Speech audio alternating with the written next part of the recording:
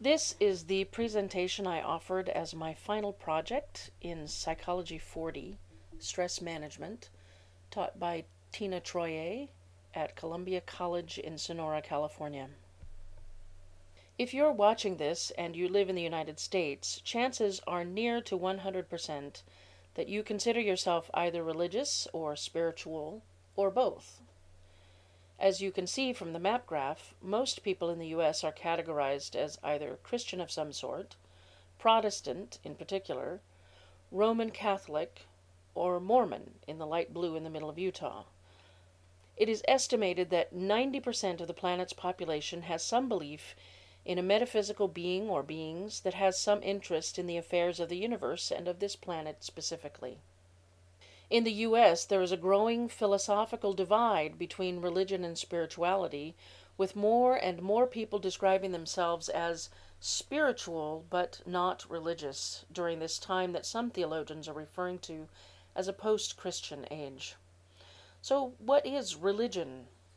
Well, religion refers to an integrated set of beliefs or activities that are usually, but not always, theistic and ritualistic. Theistic, by the way, comes from the Greek root word theo and means about God. Spirituality, then, can be described as the meaning gained from life experiences which may or may not be theistic in nature. Furthermore, spirituality is also a quality of the person derived from a social and cultural environment that involves faith, a search for meaning, a sense of connection with others, and a transcendence of self, resulting in a sense of inner peace and well-being. Both religion and spirituality seek answers to existential questions. Existentialism has to do with the biggie questions. Why are we here? What is the purpose of my existence? How is my existence of any value? But what does this have to do with stress management? Well, I think if we asked any religious or spiritual leader, they would most likely claim that regular religious and spiritual practices will help you manage the crises and stressors in your life. What then would be some of the elements and practices of religion and spirituality that are supposed to help us deal with stress? Heightened optimism, also known as hope. A sense of belonging. A sense of community identity, social support, the opportunity to practice letting go, which is also known as faith or trust, connection with an entity or concept that is greater than ourselves, the assurance and comfort of unconditional love, a sense of advocacy that someone is on our side. Inspiration. The word inspiration has its roots in the Latin word spiritus, which means spirit or breath of God. I find it interesting to contemplate that the word inspiration means the very act of living, that is, inspiring as opposed to expiring, or even literally inhaling the divine breath or spirit. Another element of religion and spirituality that is commonly preached as a stress reliever is purpose and meaning for our life's activities and for our very existence. Another is guidance and authoritative direction. Some people feel lost without some sort of authoritative guidance. Authority is very important, as we wouldn't want to take guidance or direction from the wrong source. It has to be one we feel we can trust. Finally, religion and spirituality often offer some sort of existential reassurance that death is not the end.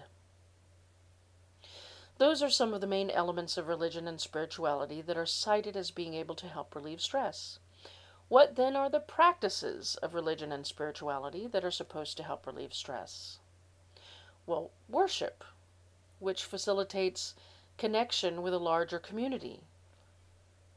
Acquisition of a larger perspective, education and participation in one's cultural inheritance, the sense of a tangible connection with a higher power. A major element of worship is usually music, such as Gregorian chant, one of the most ancient forms of worship music. Powerful and majestic vibratory sound. These are the pipes of the organ at First Congregational Church of Los Angeles. This may be the largest church pipe organ in the world, and when the organist plays the very lowest notes, they can barely be heard. They are simply felt as an enormous vibration. It is an extremely powerful and unnerving sensation. Then there's joyous and ecstatic mood-altering music. In modern Christian churches, this would be referred to as a praise band. Then there's ritual accompaniment. A great deal of classical Western music was composed as ritual music for worship. Other major religious and spiritual practices are things like prayer and meditation, which can facilitate states of mindfulness, a heightened perception of reality, and an awareness of our own presence in the world, as well as an attitude of gratitude. Prayer and meditation often deepen one's sense of happiness and well-being. Now, at this point, with a group or class, I might administer a survey that would help individual members discover their level of spiritual and religious health.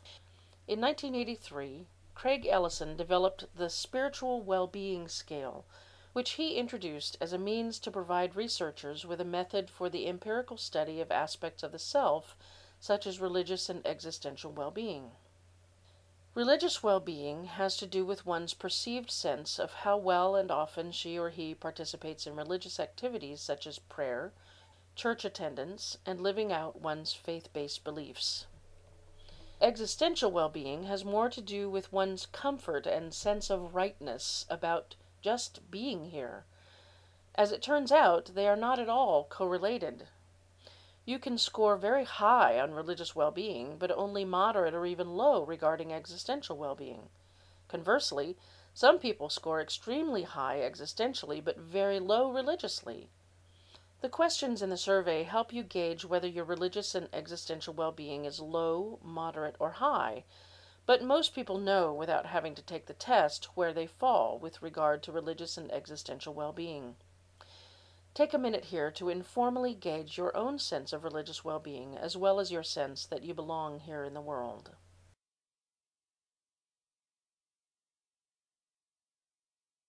Now that you've considered where you would place yourself on a scale as far as your relationship with a higher power or in your existential well-being, would you like to know what I found out this means in terms of your ability to manage stress?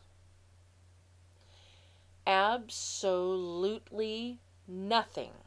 Zip. Zero. Nada. The big donut hole. Thank you for playing. What's the point? I have to tell you, I was pretty amazed when I started reading the results of the scientific studies of religion and spirituality and the relationship to stress and well-being that have been done in the last couple of decades. These researchers have used specially developed scales and questionnaires and have queried a few hundred people. It's true that the populations of the studies were pretty homogeneous and all volunteer, so there is little diversity and no real generalizations can be made. Most of the participants were white, middle-class, Judeo-Christian, and culturalized folks who were between the ages of 18 and 70. 2 of the groups were college age. If you're a person who fits that general description, with a minor exception or two, I would suggest that the results of the findings I read about might look similar if you had participated in the studies. What I was most amazed to discover is that religion and spirituality not only have little measurable effect when it comes to lowering people's stress levels, but that they often actually contribute to the stressful circumstances in our lives by causing the very same cognitive dissonance they purport to be relieving. What is cognitive dissonance? Well, back in 1957, the term was coined and then the concept was further developed by a social psychologist named Leon Fessinger.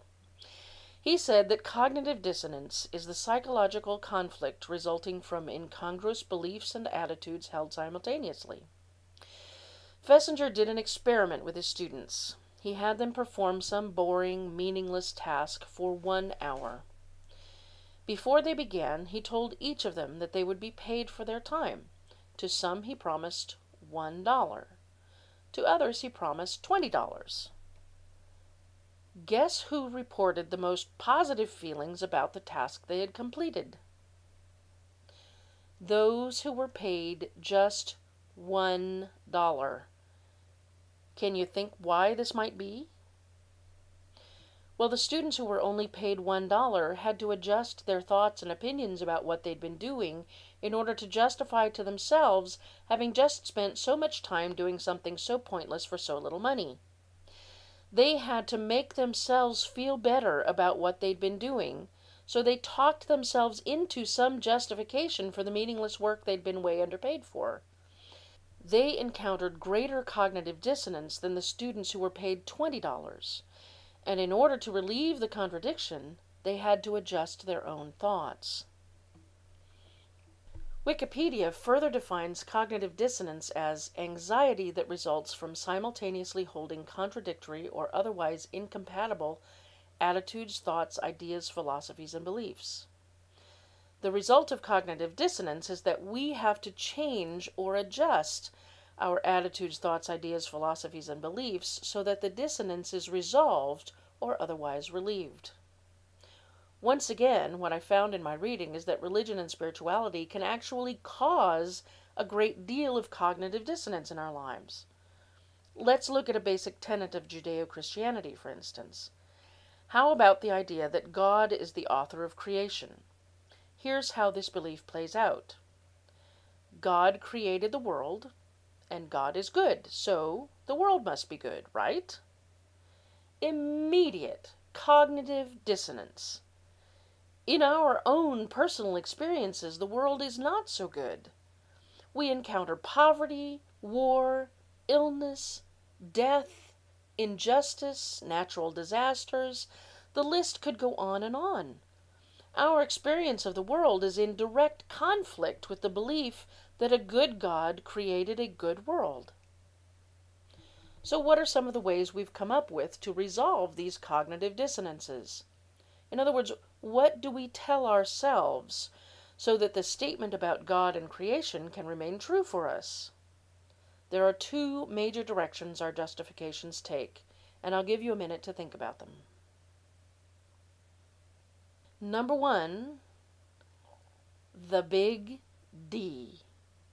The devil made me do it. Could it be Satan? And the other major justification we use is to turn the blame onto ourselves. My bad. It is the fallen and sinful nature of humankind that is to blame for all the ills of the world. Mea culpa. Agnus Dei qui tollis peccata mundi miserere nobis. Lamb of God, who takes away the sins of the world, have mercy on us.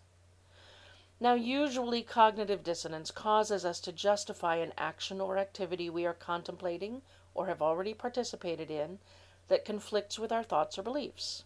For instance, teachers know that they are severely underpaid for the amount of education and expertise they acquire. They also put up with a great deal of abuse from students and lack of support from administrators and parents. One could wonder why anyone would even consider teaching as a career field. Most teachers I have known justify their low salaries and frustrating working conditions by comforting themselves with the idea that they are performing a noble service to society, much the same way Fessinger's students justified the boring work they did for only $1. In the case of religion and spirituality, however, cognitive dissonance often causes us to justify our beliefs by adjusting our perceptions of reality. For instance, religions and religious denominations are often exclusivist. In other words, if a person doesn't believe in the same divine authority figure or in the same sacred texts as the adherents of a particular religion, then that person is evil or at the very least badly misled. They must then be converted, ostracized from the community, or at the worst, killed. Entire societies and cultures have been wiped out based on this belief by people who know those they are killing. Sometimes next door neighbors and even family members are killed because they are on the other side. The belief that there can only be one right religion or one right God has caused people to adjust their perceptions of their friends, neighbors, and family members in such a way that they are able to justify ostracizing or even killing them if they don't share the same belief. All of this despite the fact that there isn't a major religion in the world in which murder is condoned.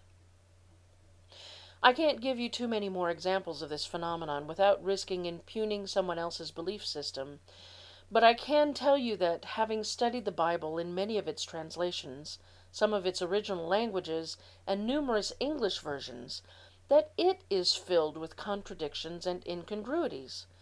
Entire sections of it are never mentioned from any pulpit. The Bible itself is a major source of cognitive dissonance, yet it is considered one of the highest sources of divine authority in many faith traditions. Stay with me. I am not giving up yet. I'm determined to redeem religion and spirituality as a valid coping strategy for suffering and stress. So, affect is a term that psychologists developed to refer to the experience of emotions or feelings. Why they can't just call them emotions or feelings, I don't understand, but affect is a key part of the process of our interactions with one another. An affect is an emotion or subjectively experienced feeling, and there are supposedly 9 affects. The first is considered neutral, and it is the affect of surprise or startlement. Next are the positive affects of enjoyment, joy, and interest, excitement. Finally, making up the majority of the pyramid are the negative affects: anger, rage, disgust, dissmell, which is that experience of ew, distress, anguish, fear, terror, and finally shame, humiliation.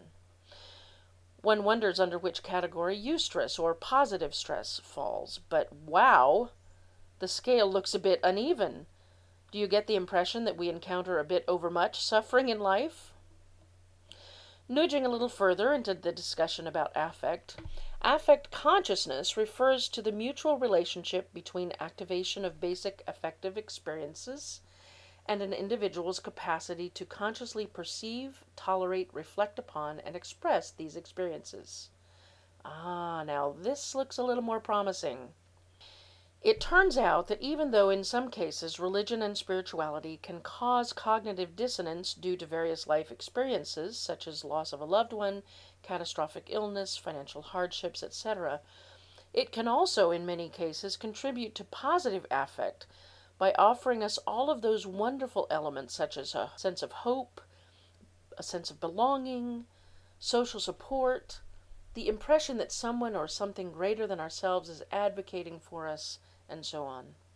So while religion and spirituality do not help us manage stress directly in such a way as to lower it, they do have some effect as a buffer for stress. This is because religion and spirituality can have a significant effect on our affect consciousness, that is, our capacity to consciously perceive, tolerate, reflect upon, and express our experiences in a more optimistic way. In one study, for instance, the severity of the symptoms that women reported suffering due to premenstrual syndrome were worse for women who also reported deeper religious affiliation. Any guesses as to why this might be? How many are familiar with the story of Adam and Eve in the Garden of Eden in the book of Genesis of the Bible?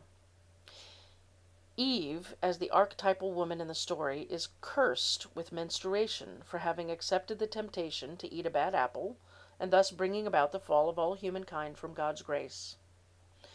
For women of faith who embrace this story as owning some level of legitimacy and existential truth, it has an extremely powerful, if even unconscious, influence on their very identities as women. Thus, in this case, these women view their monthly suffering as the divine punishment and corrective action that is, after all, only what they deserve. In fact, the greater their suffering, the more likely they are being redeemed by their pain and torment from their fallen and sinful state. So they embrace their symptoms and may even unconsciously magnify them in order to resolve the cognitive dissonance caused by their belief. Yet these same women report their lives as being filled with joy and contentment. They feel confident and secure in their daily lives because of their belief in the same God who relegates all women to suffer together in solidarity for the guilt of having introduced sin into the perfection of creation. They feel loved and highly regarded by God. They consider their salvation all the sweeter due to the fact that they can do nothing to earn it, but that it is given them in generous grace.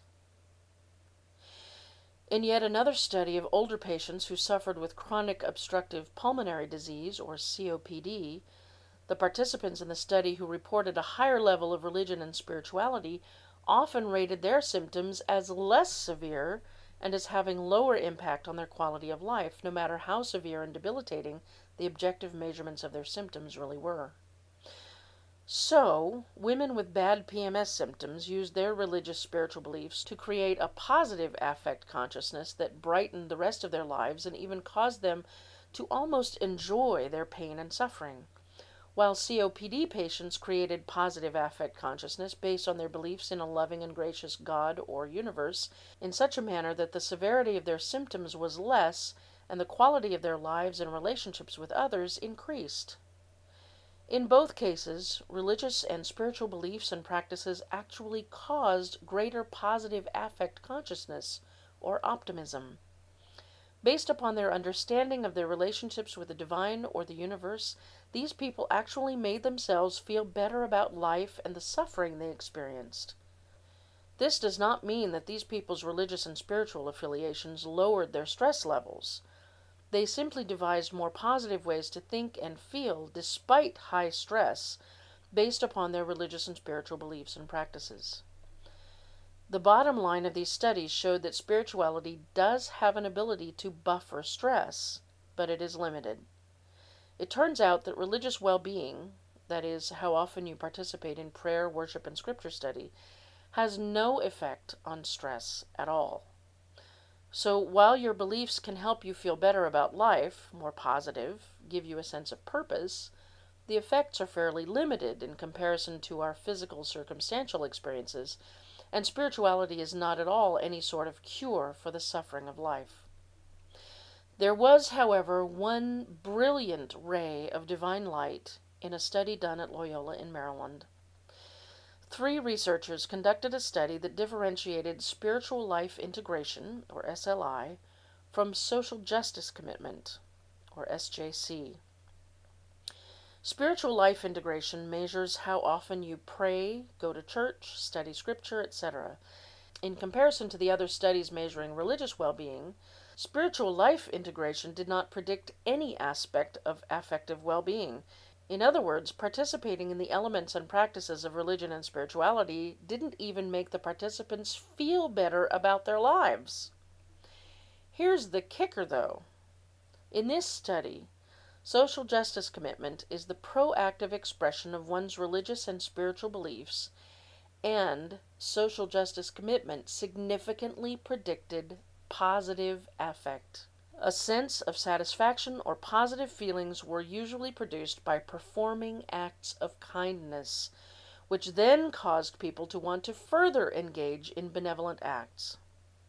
Conversely, those who did not engage in acts of kindness did not receive the sense of internal happiness and well-being that is engendered by helping others, and so their negative social justice commitment was significantly related to negative affect and depressive symptoms. In other words, being helpful towards one's fellow human beings or toward animals or nature, that is, being of some sort of service in the world, acting as a personal corrective to injustice, poverty, hunger, war, and suffering of all kinds, seems to be the one truly measurable way that religion and spirituality positively influence our well-being. Henry Nouwen said, "Compassion is hard because it requires the inner disposition to go with others to places where they are weak, lonely, vulnerable, and broken. But this is not our spontaneous response to suffering. What we desire most is to do away with suffering by fleeing from it or by finding a quick cure for it." In the Christian scriptures of the Judeo-Christian Bible, Jesus is quoted as saying, "Do to others as you would have them do to you. Sell all you have and give the money to the poor. If a man strikes your right cheek, turn to him also your left. Forgive 70 times 7. Love your neighbor as yourself. And finally, whatever you do to the least of these, you do for me." Muhammad said, "Do not say that if the people do good to us, we will do good to them, and if the people oppress us, we will oppress them. But determine that if people do not do you good, you will do good to them, and if they oppress you, you will not oppress them. Especially if you are well-to-do, see that no one goes hungry or naked. Do you love your Creator? Then love your fellow beings first. The creation is as God's family, for its sustenance is from Him. Therefore, the most beloved unto God is the person who doeth good to God's family." Buddha said, "Insight into change teaches us hope. Because change is built into the nature of things, nothing is inherently fixed, not even our own identity. No matter how bad the situation, anything is possible. We can do whatever we want to do, create whatever world we want to live in, and become whatever we want to be." One of Buddha's students then wrote, "In the 5 reflections, the reflection on karma is the one that gives hope. You realize that you're in charge of your actions. You're not simply a victim of fate or of the stars or of some being acting through you. You're the one who is making the choices. That's what gives you hope. Even though we may be suffering in our lives, there's a way out through our own actions. We don't have to sit around waiting for someone to come save us." For Buddha said, "The secret of health for both mind and body is not to mourn for the past, worry about the future, or anticipate troubles, but to live in the present moment wisely and earnestly. Teach this triple truth: a generous heart, kind speech, and a life of service and compassion are the things which renew humanity." When we engage in activities in which we are spiritually motivated to help others, our sense of serving both God and others actually causes us to feel good. Furthermore, engaging in social justice commitments can give us a sense of heightened optimism or hope, a sense of belonging, a community of faith, or a social support structure, a place and circumstances in which to practice letting go, a positive connection with an entity greater than ourselves, a sense of purpose and meaning, a positive identity or self-concept, and an attitude of gratitude. If every one of the 90% of the world's population who reports a belief in God put the basic values and teachings of their faith traditions into practice, we might actually be able to eradicate what the Buddha refers to as suffering and what psychologists call cognitive dissonance, to find that we had created what Judaism refers to as tikkun olam, the healing of the world, peace on earth. Namaste.